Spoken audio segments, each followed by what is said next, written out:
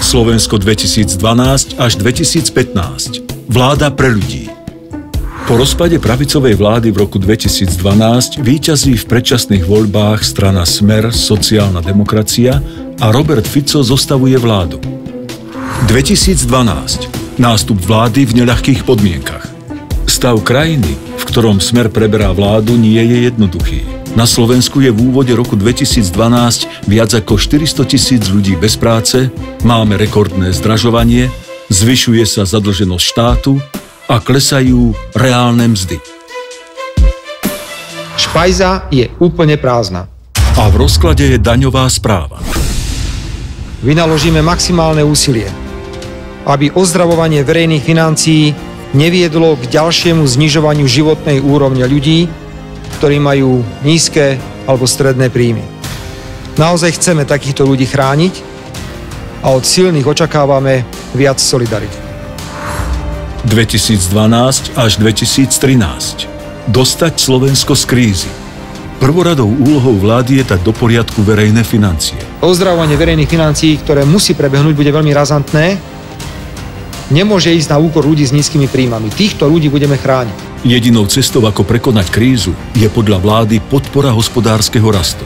Okrem podpory rastu sa vláde darí presadiť presun eurofondov na podporu zamestnanosti a naštartovať projekty tvorby pracovných miest. Zmenou zákonníka práce vracia dôstojnejšie podmienky práce zamestnancom a sumu 8 miliard eur vyčleňuje vláda na výstavbu diaľnic. Na jar roku 2013 sa vláde darí odvrátiť hrozbu odchodu spoločnosti US Steel z Košíc a zachraňuje tak tisícky pracovných miest. Ministri vycestovali do Pittsburghu a vrátili sa s touto dôležitou správou. Dohodli sme sa. Tisícky rodín z Košíc a okolia tak môžu opäť pokojne spávať. 2013 až 2015. Práca vlády prináša výsledky. Táto vláda mieša smrteľný koktail pre slovenskú ekonomiku, pre jej rast. Výsledky vlády však už onedlho hovoria inou rečou. Vláde sa v roku 2013 darí naplniť záväzok znížiť deficit po 3% HDP. Dnes môžem povedať, že sme namiesto 3 miliard vyprodukovali ten deficit vo výške 2 miliard, to znamená šetríme 1 miliardu eur. Slovensko bude patriť do skupiny štátov s miernym rastom. Ekonomika 10 krajín únie klesne. Na Slovensko prichádzajú nové a rozširujú sa existujúce investície. Štát získava späť 100% kontrolu nad strategickým slovenským plynárenským podnikom. Slovensko je úspešné pri schvaľovaní rozpočtu Európskej únie na roky 2014 až 2020 a vo výstavbe je viac ako 100 kilometrov nových diaľnic a rýchlociest v regiónoch Slovenska. Počas rokov 2013 a 2014 klesá nezamestnanosť, zrýchľuje sa rast našej ekonomiky a zastavuje rast cien. Slovensko dosahuje tretí najrýchlejší rast reálnych príjmov ľudí z krajín eurozóny. A opozícia sa háda.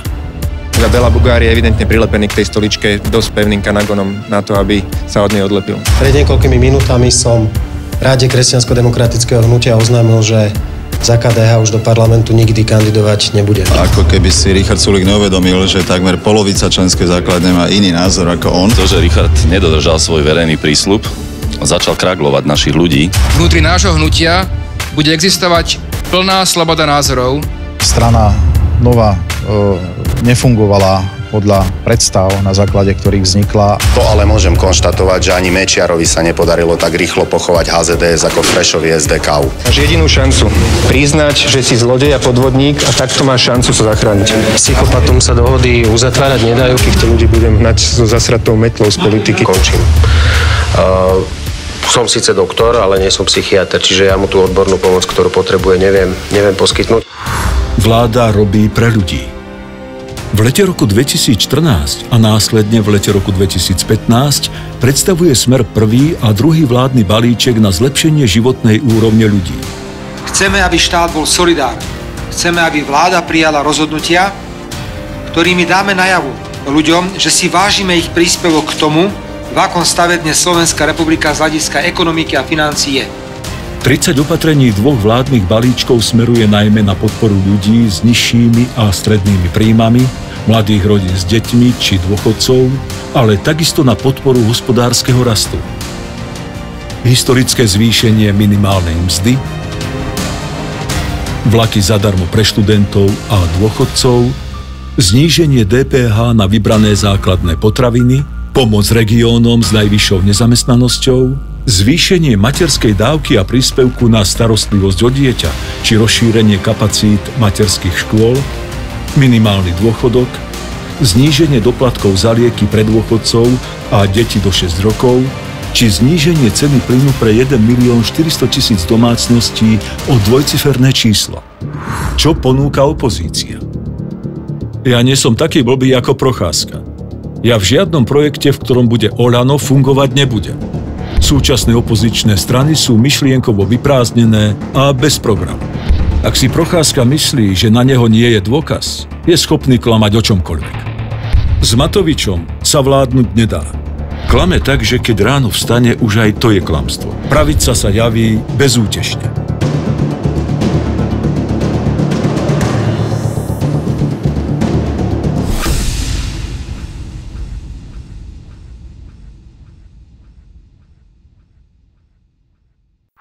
Chránime Slovensko.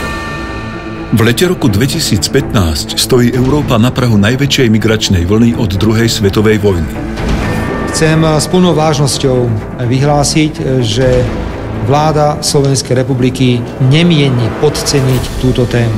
Slovensko ponúka účasť na riešení migračnej krízy. Odmieta však povinné kvóty na prerozdelenie migrantov a zdôrazňuje potrebu ochrany šengenských hraníc. Bezpečnosť občanov Slovenskej republiky je pre moju vládu na prvom mieste. Za tú vláda Slovenskej republiky predovšetkým zodpovedá a nikto ju v tomto nemôže nahradiť. V septembri je Slovensko s inými krajinami prehlasované a Únia zavádza povinné prerozdelenie 120 000 migrantov a utečencov. Tieto kvóty sú iracionálne a podľa nás skončia blamážou. Sme suverénna krajina. Ako suverénna krajina odmietame takýto diktát väčšiny v tak citlivej téme. Európska únia na jeseň prijíma konkrétne opatrenia, na ktorých sa Slovensko podieľa. Masový prílev migrantov však pokračuje a členské krajiny prijímajú vlastné riešenia. Slovensko vysiela svojich policajtov a vojakov do Maďarska a preveruje ochranu svojich južných hraníc. Nepodceňujeme túto situáciu. Slovensko nie je vystavené týmto negatívnym dôsledkom, ktoré vidíme v iných krajinách. My sme ukázali, ako sa dá pomôcť cez Gabčíkovo, ukazujeme, ako sa dá pomôcť cez policajtov v Maďarsku, cez vojakov, ukazujeme, ako chrániť slovensko-maďarské hranice. Jednoducho je to téma, ktorá je mimoriadne dôležitá pre vládu Slovenskej republiky. Chcem garantovať občanom Slovenskej republiky, že vláda vynaloží všetko úsilie, aby sme naše vnútorné záujmy Slovenskej republiky a Slovensko ochránili.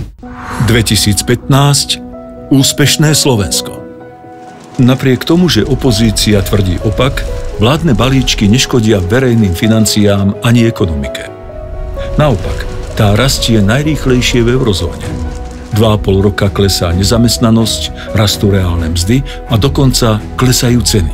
Tu nie je obdobie, kedy by sa mali báť o svoju prácu, ale že je tu naopak obdobie, keď vznikajú 10 000 nových pracovných miest. 9. marca 2015 Krajský súd v Bratislave rozhoduje, že zmluva o prenájme vodnej elektrárne Gabčíkovo z roku 2006 je neplatná.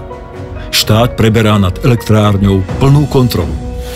V lete roku 2015 predseda Národnej rady predstavuje nový zákon o športe, ktorý má podporu širokej športovej odbornej verejnosti a 21.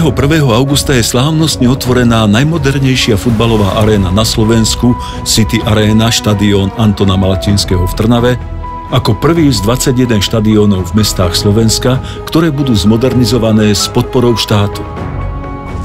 V auguste vláda podpisuje memorandum s britským automobilovým koncernom Jaguar Land Rover.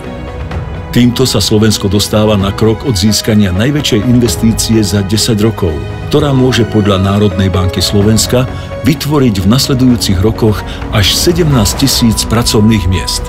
Schválený dokument zblížil záujmy vlády Slovenskej republiky a spoločnosti Jaguar Land Rover natoľko, že robí zo Slovenska preferovanú potenciálnu lokalitu na získanie tejto investície. Nezamestnanosť klesá k 11%. Rast ekonomiky sa zrýchluje. Rast cien sa zastavil. Reálne mzdy opäť rastú. Slovensko je v roku 2015 v lepšom stave ako v roku 2012, pretože má vládu, ktorá sa neháda, ale pracuje pre ľudí a chráni Slovensko.